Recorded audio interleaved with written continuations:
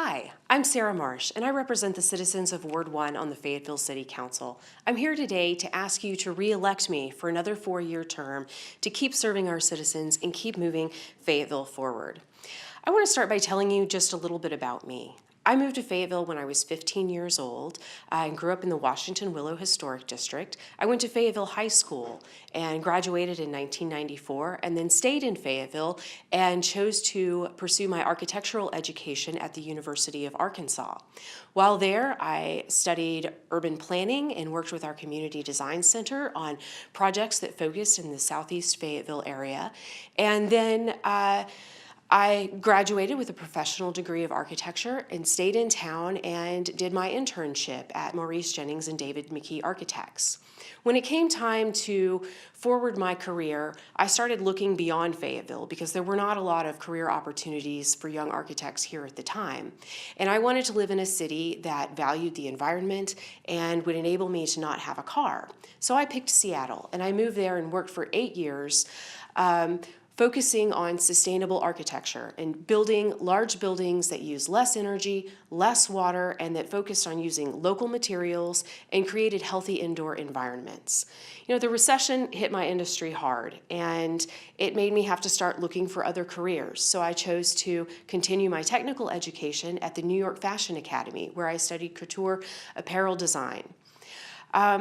I'd grown tired of city life, so I started looking around the country at other medium-sized cities for the place that I wanted to spend the rest of my life. I looked at a lot of small communities, and just by accident, I happened to come back to Fayetteville to visit friends, and I saw our beautiful bike trails, our wonderful new library, and reconnected with a lot of the great people that make Fayetteville such a wonderful place to live. And I decided that Fayetteville was going to be the place that I was going to call home. There are so many great things to love about Fayetteville in Northwest Arkansas.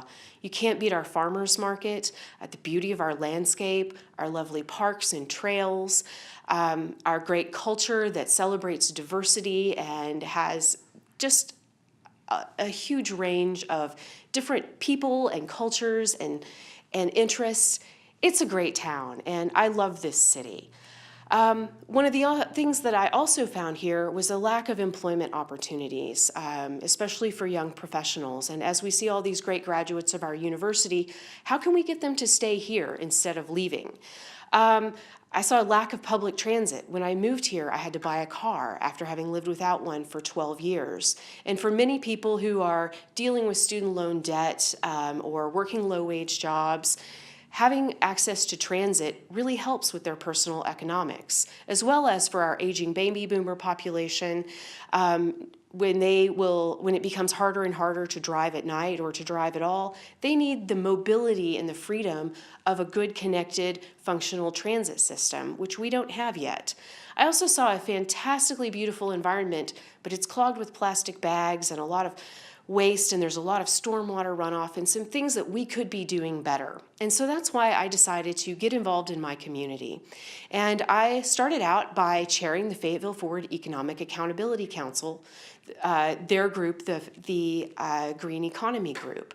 We worked with the state legislature to pass PACE legislation, which enables some financing for energy improvement and water improvement projects. We worked with lenders and real estate agents to help them understand the value that energy efficiency adds to homes. And we did a lot of great work to build support for our green economy through that. From there, I decided it was time to take the next step and run for Fayetteville City Council. I was first elected in the election in 2011, so I've been in office for 4 years.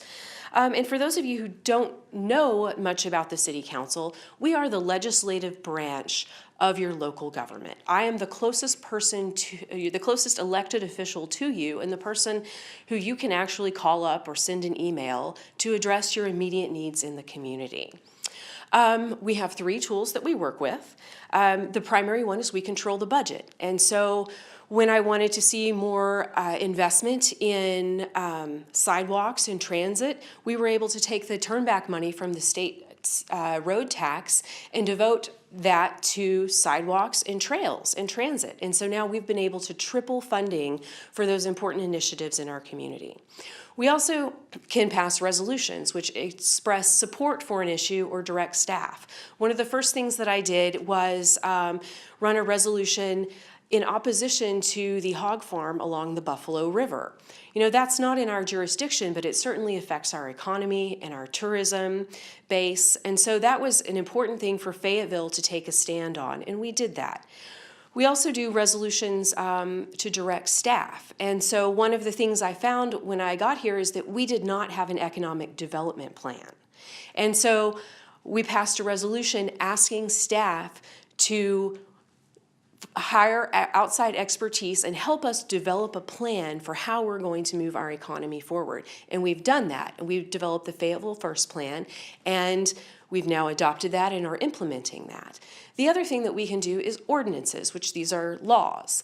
And a great example is of an ordinance in action is, 1 in 4 children in Northwest Arkansas is experiencing food insecurity. And so we developed the urban agriculture ordinance to enable people to have expanded community gardens, grow agricultural crops, as well as agricultural animals such as chickens and goats to help feed our community. And that's been very successful, especially in helping incubate new small businesses in our community. So those are the 3 things that we can do, or the tools that the City Council has to work with.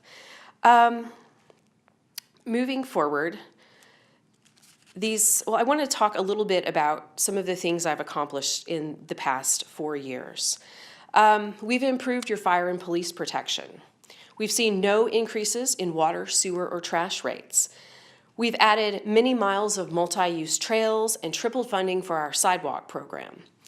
A big victory was we preserved Kessler Mountain and saved that from, not only saving it from development, which would create a lot of stormwater issues down the mountain, but we put that in the public trust for generations to enjoy as a landmark regional park. And we've also built out phase 1 of the new regional sports park. We've strengthened stormwater regulations for new construction to reduce flooding in neighborhoods. We've cleaned up a lot of abandoned derelict properties, everything from small houses on skeleton streets to the large Mexican Original factory, which previous quotes had been in the neighborhood of $250,000 to demolish the building. But thanks to an ordinance I ran, we were able to sell the building for scrap, and someone actually paid us $90,000 to come disassemble the building and recycle it. So that was a big savings. We created the first energy improvement district in the state using the PACE legislation that the Green Economy Group had started. And that is enabling us to finance energy and water and renewable energy projects around the city. And this has been so successful that Springdale has just asked to join our district and been approved. And using that same thinking about saving money, we have been looking for opportunities to optimize different buildings and equipment around the city, and we've been able to reduce our energy costs by $14,000 a year so far. We've made great facility improvements at Walker Park, the Yvonne Richardson Center, the Senior Center, the Drake Field Airport. We've built sidewalks through portions of South School Avenue, along Huntsville Road to access what was the Seven Hills Homeless Shelter, the great improvements along North College, as well as the Rupel Road extension, which will be complete later this year. We passed the urban agriculture ordinance that I mentioned earlier to reduce food insecurity. We've planted a community orchard at the Yvonne Richardson Center, and we revised our mobile vending ordinances to create more opportunities for food trucks and small businesses to use that to test their concept before they go bricks and mortar. And through all this, we've also, through our animal shelter, achieved no-kill status, which is very important to me. I'm a cat lady, that's no secret. So it's great that we're taking care of those animals in our trust. And we've done all this with a balanced budget and a healthy reserve. So In looking forward to the next 4 years, I have 3 areas that I want to focus on. And one of those is responsible growth management.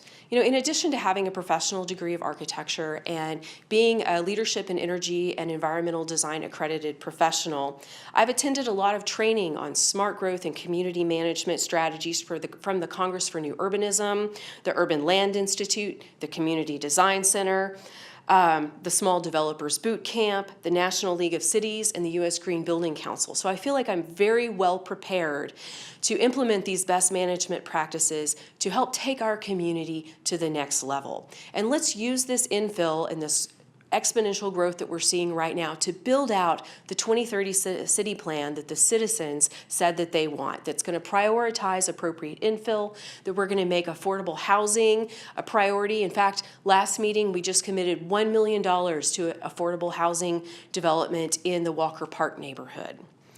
The second issue I want to deal with is a robust economy. We have a lot of wage disparity here. In fact, in Ward 1, south of MLK, average household income is less than $25,000 a year. And yet we have a record low unemployment rate. So this is working people struggling, and we have to find ways to create living wage jobs in our community. With that in mind, we created the new Fayetteville First Economic Development Master Plan. We've put in our budget a new Office of Economic Vitality to help manage that process. We've hired consultants such as the Fayetteville Chamber of Commerce to help take care of our existing businesses as well as recruit new ones. And we've hired Startup Junkie to help create entrepreneurs and support new businesses, because we want to be a community that has a lot of great local independent businesses. And we're seeing good success stories. On Dixon Street, you can see Lauren James, you can see Fayette Chill. We've got Pedal Pops and a lot of new businesses that are contributing to the cultural richness of our community while creating good jobs. And we want to continue that trend and support entrepreneurs. And then the third item will be a resilient community, and that's about protecting the environment that sustains us and making sure that as we develop our community that we don't pollute our watershed. Right now, the West Fork of the White River that runs through Ward 1 is an impaired waterway, and that eventually feeds into Beaver Lake where we get our drinking water. We cannot afford to pollute our watershed, and we need to keep it clean. An ounce of prevention is worth a lot in more than a pound of cure. I think that's how that goes. So we want to do things right the first way so that we can spend money improving our city rather than cleaning up messes. Since I've been elected to the council, I've instituted quarterly ward meetings. We have those down typically at the Fayetteville Senior Center. I've also started Energize Southside, a movement to revitalize our Main Street, which is South School. In fact, we're about to award a $1,000 matching grant to El Camino Real for the construction of their new trailside patio. And we want to do things to revitalize our main streets, to build a walkable city, and to keep moving Fayetteville forward. Our efforts are paying off. We were just named the #3 place to live. We've been identified as a startup capital of the South. We're a great place to retire. We're a great place to go to college. And we just want to focus on improving our quality of life to attract and retain the best and brightest workforce and to help create some good living wage jobs in a clean environment. To me, that's what community is. It's taking care of one another, taking care of our community, and making Fayetteville first and keep moving Fayetteville forward. So again, my name is Sarah Marsh. I represent the citizens of Ward 1 on the Fayetteville City Council, and I hope that you will re-elect me so that I can continue to serve you. Thank you. Fayetteville Public Television offers an open opportunity for any person running for a position in the city of Fayetteville or Washington County to come share their platform with a television and internet audience. FPTV is committed to informing the public and to your right to free speech. Any thoughts, views, or opinions presented in this show are the views of the presenters and do not represent the views of FPTV or the City of Fayetteville.